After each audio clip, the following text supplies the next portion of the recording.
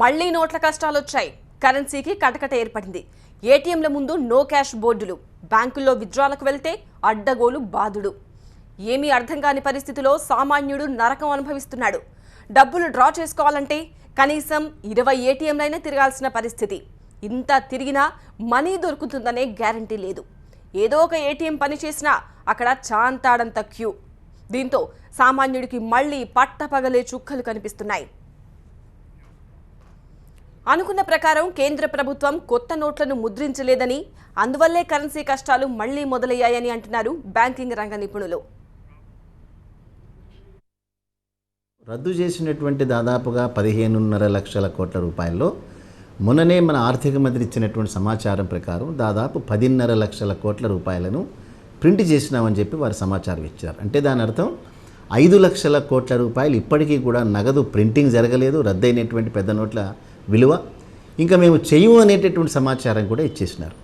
అంటే దాదాపుగా 65% మేరకు ఏదైతే రద్దయినటువంటి నోట్లని ఈ ప్రింటింగ్ ఏదైతే జరిగిందో ఇవన్నీ కూడా ఆల్మోస్ట్ 99% 2000 రూపాయల నోటు 500 రూపాయల నోట్లు మాత్రమే ప్రింట్ చేసినారు. వాళ్ళు చిన్న నోట్లు ఏవైతే 100, 50, 20, 10 ఉందో అవి ప్రింట్ చేయలేదు.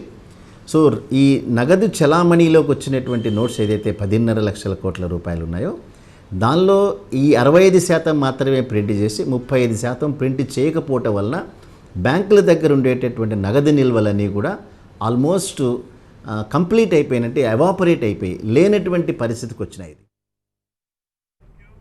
కొత్త నోట్లను ముద్రించకపోవడం కరెన్సీ కష్టాలకు ఒక కారణం.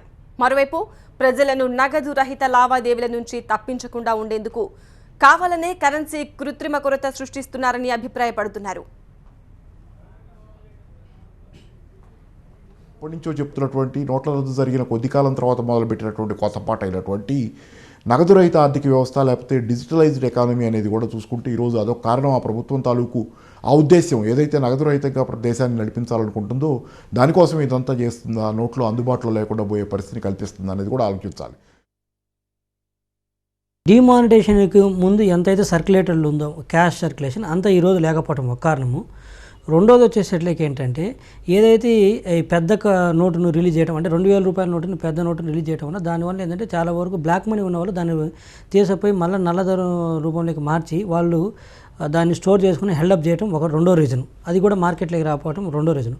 మూడో రీజన్ వచ్చేసరికి ఏంటంటే ఈరోజు భారత ప్రభుత్వము ఈ జనాలు మొత్తాన్ని కూడా ఏంటంటే డిజిటలైజేషన్లోకి తీసుకెళ్లాలనేది ఒక కంకణం కట్టుకున్నది. దాంట్లో